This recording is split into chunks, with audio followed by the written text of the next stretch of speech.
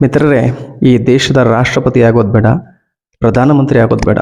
ಒಬ್ಬ ಗ್ರಾಮ ಪಂಚಾಯಿತಿ ಸದಸ್ಯರಾದರೆ ಅವರ ಬದುಕು ಹೇಗಿರುತ್ತೆ, ಅವರ ಜೀವನ ಶೈಲಿ ಹೇಗಿರುತ್ತೆ ಇವತ್ತಿನ ಸ್ಥಿತಿಯಲ್ಲಿ. ಆದರೆ ಅಂತಂದ್ರೆ ದೇಶಕ್ಕೆ ಸ್ವಾತಂತ್ರ್ಯ ಬಂದ ನಂತರ ಕೆಲವು ಜನ ಪ್ರಧಾನಮಂತ್ರಿಗಳಾದರು, ಕೆಲವು ಜನ ಹಂಗಾಮಿ ಪ್ರಧಾನಮಂತ್ರಿಗಳಾದರು. ಆದರೆ ಕೆಲವೊಂದಷ್ಟು ಜನರ ಮಾತ್ರ ಜೀವನ ಬಹಳ ಸರಳವಾಗಿತ್ತು. ಅಂತಹ ಕೆಲವು ಮಂದಿಗಳಲ್ಲಿ ಗುಲ್ಜಾರಿಲಾಲ್ ನಂದಾ ಅಂತ ಹೇಳಿ ಮಿತ್ರರೇ, ಇವರು 2 ಬಾರಿ ಅಂದರೆ ನೆಹರು ಮತ್ತು ಶಾಸ್ತ್ರೀಜಿಯವರು ನಿಧನವಾದ ನಂತರ 2 ಬಾರಿ ಹಂಗಾಮಿ ದೇಶದ ಪ್ರಧಾನಮಂತ್ರಿಗಳಾಗಿ ಸೇವೆಯನ್ನು ಸಲ್ಲಿಸಿದಂಥವ್ರು. ಮಿತ್ರರೇ, ಇವರಿಗೆ ತಿಂಗಳಿಗೆ 500 ರೂಪಾಯಿ ಪಿಂಚಣಿ ಹಣ ಬರುವಂತಹ ಸಂದರ್ಭದಲ್ಲಿ ಇವರು 300 ರೂಪಾಯಿ ಕೊಟ್ಟು ಬಾಡಿಗೆ ಮನೆಯಲ್ಲಿ ಜೀವನವನ್ನು ನಡೆಸ್ತಾ ಇರ್ತಾರೆ. ಒಂದು ಬಾರಿ ಇವರಿಗೆ ಹಣದ ಕೊರತೆ ಉಂಟಾಗ್ತದೆ. ಆ ತಿಂಗಳ ಬಾಡಿಗೆಯನ್ನು ಕಟ್ಟಲಿಕ್ಕೆ ಆಗದೇ ಇರುವಂತಹ ಸಂದರ್ಭದಲ್ಲಿ ಮನೆಯ ಮಾಲೀಕ ಈ ಮನೆಯನ್ನ ಖಾಲಿ ಮಾಡಿ ಅಂತ ಹೇಳ್ತಾನೆ. ಬಹುಶಃ ಆತನಿಗೆ ಗೊತ್ತಿರೋದಿಲ್ಲ ಈತ ಒಬ್ಬ ಮಾಜಿ ಪ್ರಧಾನಮಂತ್ರಿ ಅಂತೇಳಿ.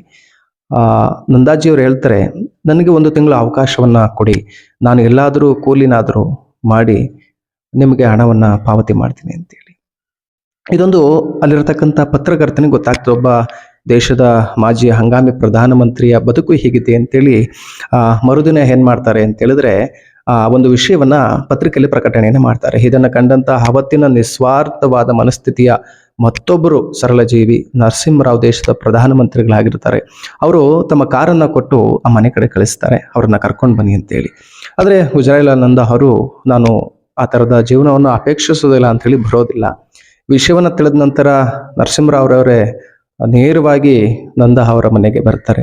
ಬನ್ನಿ, ನಿಮ್ಮ 500 ರೂಪಾಯಿ ಪಿಂಚಣಿಯನ್ನು 5,000ಕ್ಕೆ ನಾನು ಹೆಚ್ಚಳ ಮಾಡಿಕೊಡ್ತೀನಿ, ನಿಮ್ಮ ಜೀವನವನ್ನು ನಡೆಸೋರಿ ಅಂತೇಳಿ.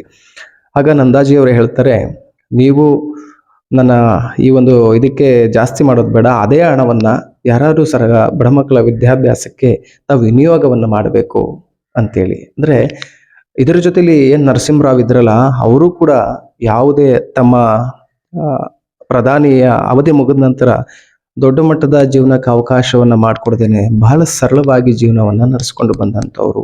ಶಾಸ್ತ್ರೀಜಿಯವರು ಕೂಡ ಅದೇ ರೀತಿ ನಡೆಸ್ಕೊಂಡು ಬಂದವರು. ಕಡಿದಾಳ್ ಮಂಜಪ್ಪನವರು ಮತ್ತೆ ಎಸ್ ನಿಜಲಿಂಗಪ್ಪನವರು, ಇಂಥ ಏನು ಹಿರಿಯರಿದ್ರಲ್ಲ, ಅಂದ್ರೆ ನಂದಾ ಅವರ ಆ ಬದುಕು ವಿನಯವಾಗಿ ನಯವಾಗಿ ಅದನ್ನು ತಿರಸ್ಕಾರ ಮಾಡಿದಂಥವ್ರು. ಅಂತಹ ಹಿರಿಯರ ಒಂದು ಮಾರ್ಗದರ್ಶನ, ರಾಜಕಾರಣದ ಜೀವನ ಇವತ್ತಿಗೆ ಪ್ರಸ್ತುತವಾಗಬೇಕು. ಇವತ್ತಿನ ರಾಜಕಾರಣಿಗಳ ಪಟ್ಟಿಗಳು ಏನಾಗ್ತಾ ಇದೆ ಅಂತಂದ್ರೆ, ಯಾರು ಶ್ರೀಮಂತ ರಾಜಕೀಯ ವ್ಯಕ್ತಿಗಳು, ಯಾರು ಅತಿಯಷ್ಟು ಶ್ರೀಮಂತ ಸಚಿವರಿದ್ದಾರೆ, ಯಾರು ಶ್ರೀಮಂತ ವ್ಯಕ್ತಿ ಮುಖ್ಯಮಂತ್ರಿಗಳಿದ್ದಾರೆ, ಈ ದೇಶದ ಪ್ರಭಾವಿ ಮಂತ್ರಿಗಳು ಯಾರು, ರಾಜಕೀಯ ನಾಯಕರು. ಅಂದ್ರೆ ಇವತ್ತು ರಾಜಕೀಯ ಅನ್ನೋದು ಬಹುಶಃ ಎಲ್ಲೋ ಒಂದು ಕಡೆ ಸೇವೆಗಿಂತ ಹೆಚ್ಚಿನದಾಗಿ, ಅಧಿಕಾರಕ್ಕಿಂತ ಹೆಚ್ಚಿನದಾಗಿ ಅವರೆಲ್ಲರಿಗೂ ಕೂಡ ತಮ್ಮ ಬದುಕಿನ ಒಂದು ವೈಭೋಗದ ಜೀವನವೇ ದೊಡ್ಡ ಆಸ್ತಿಯನ್ನಾಗಿ ಪರಿವರ್ತಿಸಿಕೊಳ್ಳುವಂತಹಬಹುದಾಗಿದೆ. ಇವತ್ತಿನ ರಾಜಕಾರಣಿಗಳಿಗೆ ಗ್ರಾಮ ಪಂಚಾಯತಿಯಿಂದ ಹಿಡಿದು ರಾಷ್ಟ್ರಪತಿ ಹುದ್ದೆವರೆಗೂ ಕೂಡ ಹಿಂದೆ ಏನಿದ್ರಲ್ಲ, ಕೆಲವು ಮಂದಿ ರಾಷ್ಟ್ರಪತಿಗಳು ಆಗಿರ್ಬೋದು, ಪ್ರಧಾನಮಂತ್ರಿಗಳು, ರಾಜಕೀಯ ನಾಯಕರು ಹಿಂದೆ ಎಲ್ಲ ಜೀವನವನ್ನು ಸಹಿಸ್ಕೊಂಡು ಅವರೆಲ್ಲ ಇತಿಹಾಸವನ್ನ ತಿಳ್ಕೊಂಡು ಇವತ್ತು ಮಾರ್ಗದರ್ಶನ ಮತ್ತು ಸಮಾಜಕ್ಕೆ ಎಲ್ಲೋ ಒಂದು ಕಡೆ ನಾವು ಸೇವಕರಾಗಿ ದುಡಿಯುವಂಥ ಮನಸ್ಥಿತಿಯನ್ನು ಬೆಳೆಸ್ಕೊಳ್ಬೇಕು ಅನ್ನತಕ್ಕಂಥದ್ದನ್ನು ನಾವು ಹೇಳಿ ಬಯಸ್ತೀವಿ. ಎಲ್ಲರಿಗೂ ನಮಸ್ಕಾರ.